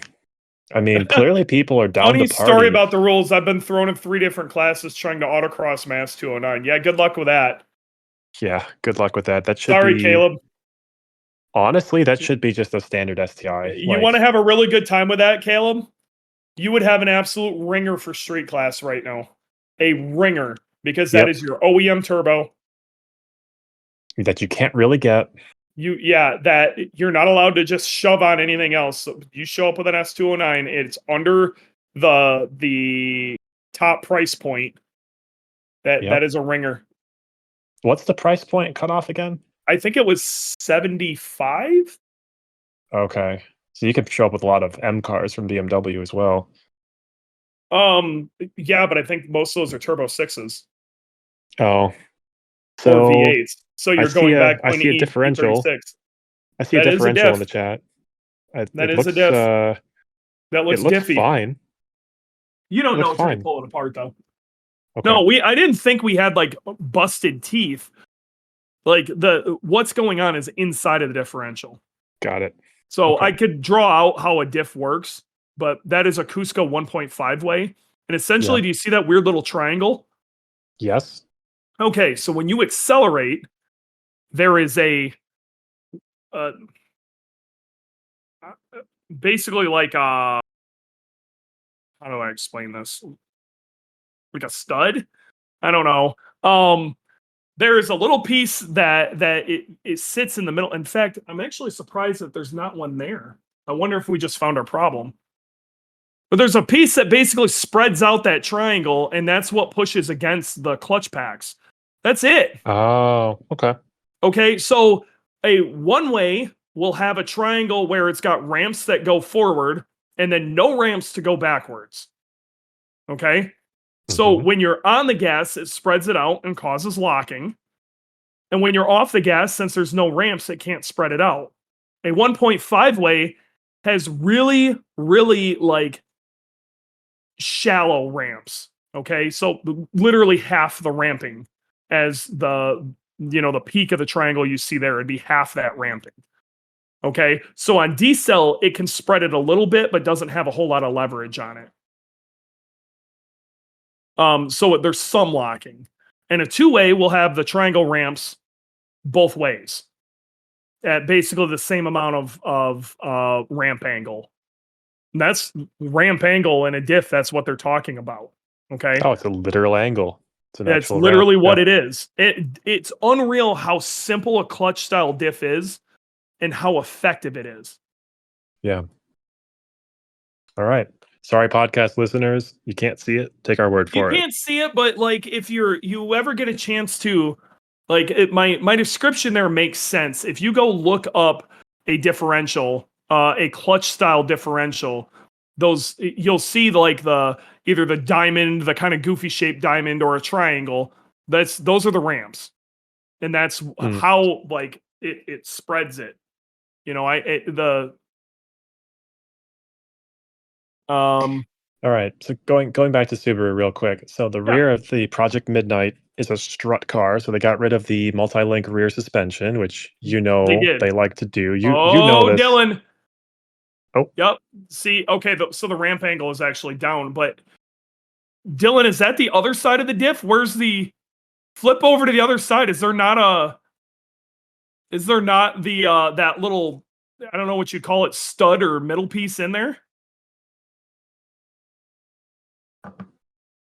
Well, that could actually be the two. So you can change a 1.5 way into a two way just by sticking it into a different ramp. So like my diff that we're looking at there now in the picture, you can actually just open the diff up, kind of set the center cog thing into a different set of ramps and completely change the way your diff operates. It's there. Okay. Well, either way, there you go. Is there only one or is there multiple ones? I feel like there's supposed to be two or four. Multiple. Okay. Oh. No. Well, it ain't like physically exploded. So either way, going back to Subaru. Sorry, what were you saying? so the rear of the car is a strut suspension. They got rid of the multi-link rear suspension, which Yes, they do you that. They did that in the rally program, the rallycross program, and they all the Gymkhana cars all did that too. They immediately hacked that out. yeah, and they do that because it's better for geometry or it's better for just Just suspension flat out setup. travel. Got Flat it. out travel. And now I don't think they're doing it because they're super excited about the geometry of it. I think they're doing it because they're very familiar with it. Okay. And like honestly, the geometry of the multi-link suspension on the rear of our cars isn't great. Okay. But it's not awful either. Um the Evos definitely were thought out a little more than ours. Um, Okay. but um I think it was like the lesser of two evils. The reason we switched to multi-link rear suspension had nothing to do with performance. It had to do with trunk space. Yep. And they don't really care about that in race cars. So they Right. wanted to travel. And I think they just So got good with it. They probably already have, if you think about it, if they already got a ton of cars set up on that rear suspension, they're making it really work. Yeah, and they already have the shocks. They already know how to use it. They've got a million different springs set up for it. They've got spares built for days. Why wouldn't they use that again? Yeah. All right, that makes sense. Where else do I think they're going to go? I could see them taking it to the Nürburgring. I could. I don't know. I see them. Somebody said Mount Washington earlier. I see that. That was me. I could see a serious attempt at Pikes Peak again. I could Now, definitely see why? that. It's an internal combustion engine car. Those are kind of not relevant anymore. If they have the car built, why wouldn't they? Uh, yeah, but it's not what it used to be. Now, I'm You not know, saying it's not. I'm just saying. All right. Well, Dylan wants to talk. get Dylan on the phone. Hi, Dylan. How are you guys? We're Dylan, good. I'm What's great. up? How are you, sir? I can't complain. It is the day before one of the best days in history. And That's right. we are getting the car sorted for Road America. So, you know, I hear you guys talking about the Project Midnight, and I do also have a few opinions on it. Okay. Let's So, hear it. I think Subaru desperately trying to sell more WRXs, right? Because we all know that Yes. they haven't been selling very good. Yes. You sound really terrible, by the way. Is there a way, like, are you on like Goofy speaker or something? Yeah, I'm on. I can try something else. I don't have a fancy mic, so If you could just stick it up to your ear, it'd probably Yeah, work. stick the phone up to your face, but don't hang up. Yeah, Josh is saying WRX sales are down 37.5%. Yes. Subaru Yeah, I wants to move wonder more of those. why. Because there's no STI. Come on. Yeah. Who thought The other this was a thing good that's idea? I also the other thing that's killing it, and I think we're a little bit at fault at that, is it's very hard for the people to get really. I don't think Subaru really understands how much the aftermarket drives their sales. Yeah. The aftermarket makes it exciting to buy a Subaru, and we've been a little slow because Subaru's been really kind of a pain in the ass to get case halves and cranks and shit from, which they should put more of an effort on that, and they would sell more because more people are going to see, holy shit, people are making big horsepower with this. I want that. Yep. Can you guys hear me better now? Tons better. 100 times better. You're a new Perfect. man. All Yeah. right. So what's your theories? So to piggyback off what you were just saying, with WRX sales being way down, they're desperately looking for some way to bring attraction to the WRX again. So when win on Sunday, sell on Monday comes back into effect for Subaru, and they're going to lean towards Vermont Sports Car because they've been working with them for many years on the rally program and have been super successful. So they probably teamed up with Vermont Sports Car and said, hey, let's build some kind of time attack car. I agree. I think it is gonna be a time attack car. I am gonna be super skeptical that it won't be. And I don't think it's gonna be some kind of road racing car like wheel to wheel racing. Because just seeing what I see in photos with the Aero and kind of you see their Nürburgring car, right? That's more of a wheel to wheel car versus what they're doing with Project That Midnight. is a Nürburgring car too. Like that is if they were going to go try to do 24 hours of Nürburgring or something, which they're not, okay, because whatever they're building does not follow a rule book or any sort of thick rule book. They are you can tell by looking at that car that they don't give two shits about rules, and they're not building it to do long distances. They're building that car to go rip a single lap. Yeah. Yep. Agree. Yeah. So I think you might see them come through maybe they do I do think they're going to bring it to some of the bigger festivals with Grid Life. I also think they're going to bring it to some of the bigger stuff on other events that do time attack. Yep. But my personal feeling is that they're bringing that car into time attack. I don't see it fitting into any other class than some kind of unlimited class, because just based off of what it looks like with the tire that's on it, with the aero that's developed into it, and that thing's probably made out of nothing but carbon. Yeah. Oh, Dewey, I do have to make one caveat on the signed dollar. It must be a competitive class like unlimited. If it's super unlimited and they're the only one there, it does not count. I don't Just agree. a show car. They showed up, if though. they show the fuck up at all. No, I'm sorry, because that's putting any effort into saying time attack is worth our time. Okay. All right. I will take back what I said. They show up at any time, turn a competitive lap, not just exhibition laps. If they turn a timed lap in time attack at any grid life event in the next, what do we decide? 3 years? 3 years. Okay, you owe me fucking money. I will sign a dollar bill. Signed as fuck dollar. It better be on like a Walgreens fucking frame too. You know what I mean? Like, but I believe they're good. I believe that they're going to do time attack with it. Just based off what I've seen in pictures. I want you to look at what Subaru's doing. Just Subaru's out there having success in motorsports stuff right now. Okay, you got the Nürburgring car, which is done okay. All right, and they've won. They've won their class multiple times, so better than okay. You've got the hill climb car, that they've done some hill climb stuff with. You've got the guy, the lap record at Isle of Man or whatever. But if you're just looking at like in the U.S., especially Subaru of America, who's out there with the Subaru winning stuff? It's time attack. We're the ones winning shit. And not only that, like and if you go, what's the biggest time attack event in the country? Either Super Lap Battle is going to come up, or if you're looking at it just by pure people being their numbers, it's Grid Life Midwest every time. You can't not see it. Yeah, I agree. If I'm a Subaru marketer right now and I'm trying to put a car where people are going to see it and it's going to be successful, it's going to be time attack right now. I can't think of anything else you would want to do. The aftermarket still needs to come through. The aftermarket still needs to come through for BRZs and the new WRX. No, I'm with you, man. I'm with you. And we are at fault on that. Okay. We are at fault to a certain degree on that.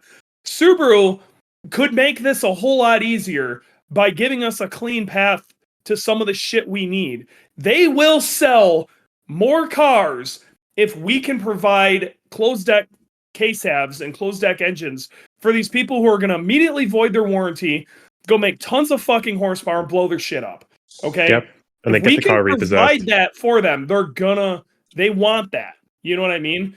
And the aftermarket needs to fix Subaru's fuck up with, some oil issues in the BRZ. But as far as WRXs, I cannot stress it enough.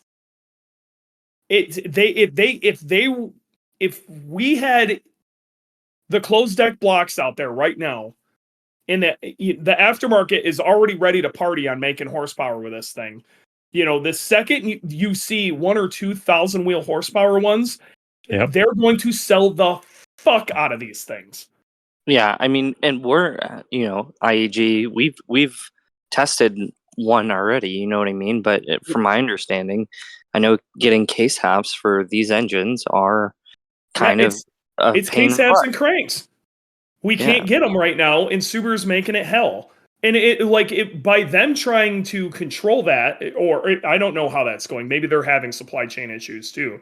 But if it's something on their end that they aren't working at trying to get that shit into our hands, they are being stupid. They're literally just holding money. They're literally just screwing themselves out of money. They're screwing themselves. There's no other way of putting it. I think Subaru needs to come out with an 8-cylinder boxer. And shove it into a BRZ with a fucking stretched front end. Yeah, and somehow the BRZ Corvette. Yeah, BRZ 458 Italia. If it doesn't chop, then it doesn't matter. Yep. Put the trans in the rear, 8-cylinder flat 8. Like, that'd be sick. Yeah, put some leaf springs back there while you're at it. I think it'd be like, as much as I give Adam shit, but yeah, like what about a mid-engine? What about a mid-engine Subaru? That'd be cool. Yeah, I don't know, whatever. But if they were to do a 3.6R, which they ain't gonna do, okay, not in this day and age, but if they were to do a 3.6R, like a very tuned 3.6R, and stick it in a BRZ, and even if they had to put the trans in the rear, I think that thing would sell. Get it to like 400 NA. Oh my god. Dude, I'd pay 80 grand for that.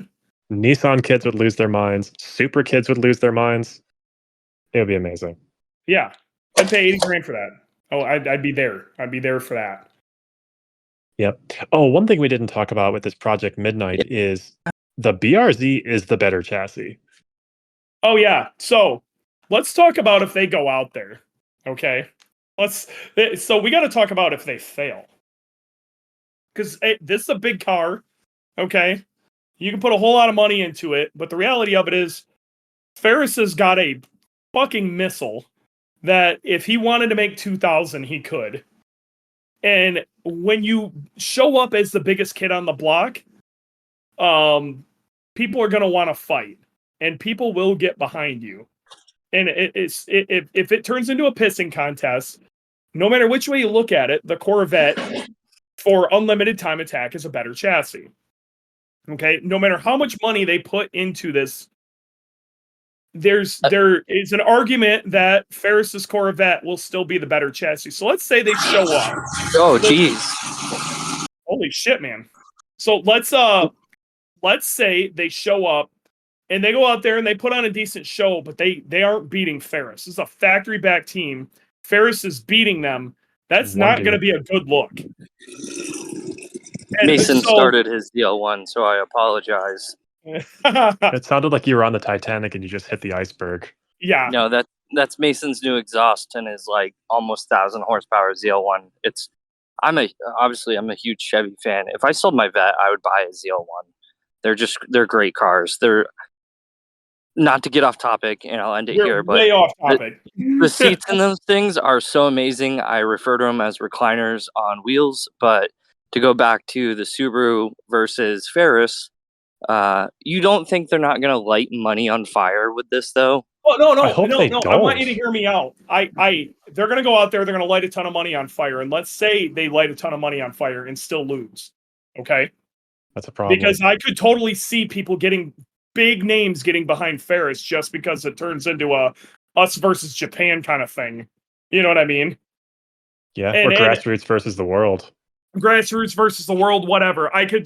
So either way, let's say that's what happens, okay? And they lose. One of two things are going to happen. They're just going to fade away and we ain't going to see them anymore. Like GM. Or I wonder if they're actually going to take a step back, look at the situation, and say, we need to take our best chassis and go win this shit.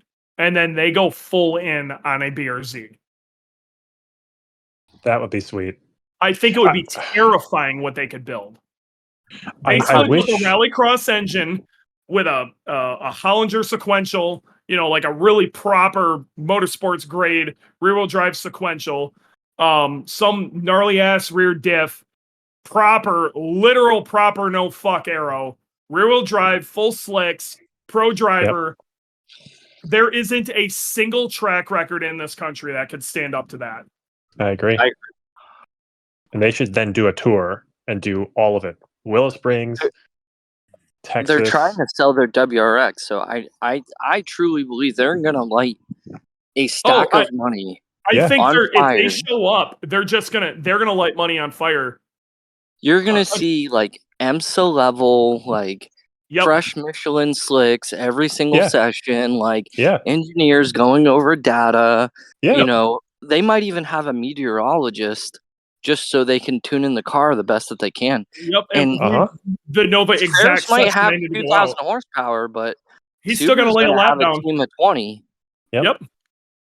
With 1/10 of the budget of Subaru. Yeah. All right, I gotta hurry up and hold Taylor. I understand where you want to talk about RCM's Gobstopper BRZ. Let's have a quick conversation about that. That car would not be legal in any time attack class outside of the UK because it is completely tube frame. It absolutely does not. It did not start with a car with a VIN number. So it is a Subaru powered BRZ shaped thing. It's not a BRZ. Okay. And it just looks like a BRZ, but it is not. It's very so cool. It's not legal. Sweet. It's super cool, but it would be super unlimited.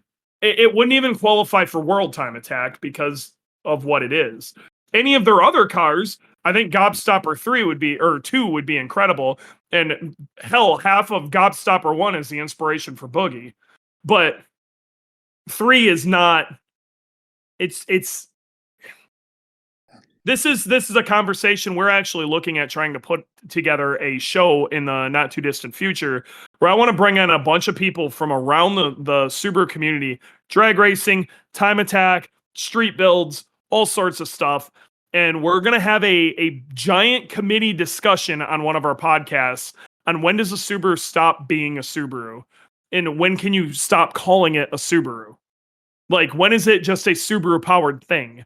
Or are you allowed to say it's a Subaru record if you've got a BRZ, but it's powered by a K series? That's like the fastest Subaru in a quarter mile right now is an old Subaru truck. It's a Brat. Well, they call it a Brumby, but yeah. Brumby, but it's a rear wheel drive power glide, Subaru. Yeah. So is that still a Subaru? I don't know. We got to talk about that. And that's what the conversation will be. And I don't want to get into that conversation right now, but I think so how we're planning on doing that is we're going to have a bunch of voting inside of the chat, plus the people who are talking, but you guys who are in the live chat are going to get to help vote on this. I think that could potentially even turn into a live stream thing as well. I think that would be. We might even try to video that. We'll see, but I want to make sure it's really easy for the people that I'm inviting to get in on this. And it may or may not be the greatest episode we've ever done. We've also got an idea for. I want an easy button that just simply says wrong. Wrong. Trump, wrong. Wrong. Yep. So. All right. That was. All right. We went for 2 hours. Yeah. Easy. Well, you guys went for 2 hours. I was pulling a diff. Yeah. Sure is a diff. Yeah, sure is a diff. Yep. Looks good though. It sure I don't know. is. You're gonna have to pull her all the way down. I bet you the clutch pack's on the inside. I bet you that's where we're gonna see the carnage. Maybe. I mean, there's a little bit of diffy clutching material in the diff fluid, but I would expect there to be diffy and clutching material for how hard we beat that thing. Not as much as I was expecting, to be honest. Maybe that's a bad thing. We'll see. Yeah, we'll get it torn down on Friday, and maybe that's not the issue. You know what I mean? But Mike Kojima says, well, either way, if it's that cheap to do a refresh, we'd be stupid if we didn't. If we got the thing all torn down, right? So we're there. Yep. Sick. Yep. All right. So, great podcast. Yep. Oh, it was fun. Warranty, thanks for coming on. Nice seeing you. You're welcome. Warranty, you coming to Road America? Yeah. What the fuck? Yes, Warranty? because it is in my backyard. I will make it happen. Perfect. Road America is going to be a lot of fun. We're going to fucking fly. We're literally off the ground. The wings are going to extend outwards, and we are going to become airborne. Yes, that's right. We actually were working on. They said you have to have 255 tires, but they didn't say they couldn't turn upside down and turn into like little jets, just like Back to the Future. That's what we're going to do. We're going to reduce friction by not using the ground at all. Correct. Yep. That's right. So good times. All right. Yeah. So I think we're gonna call it right there, guys. I hope you had a good time here. Share, comment, subscribe. Even if you just want to see Boogie go faster, share it. It helps us. You have no idea it helps us. If you dig Boogie in any way, share this for us. It means a lot to us. So got to get them numbers up. I have to. Oh, and one more time. We do have the 4th of July sale this weekend. If you put something in the notes, if you're going to order online, the deals are going to be great, but I'm only going to be around for a single day of it on Friday. So if you need to call and talk to somebody, I will be in on Friday. But if you're going to order over the weekend and you're going to put the order in on the website, in the notes, put something about Boogeyman, put something about Dewey. You can leave me a stupid note. You could say you hate my face. I don't care. But it helps us track what that is. And all proceeds Go straight to Boogie. So you're help us out. Let's go. Appreciate it, guys. Yeah, that's pretty much it. It's been real. It's been fun. It's been real fun. We will see you guys next week. All right, folks. Hope you had a good time and maybe accidentally learned something. If you could do us a solid and please subscribe. And I can't stress this enough. Share. Share the link to the podcast.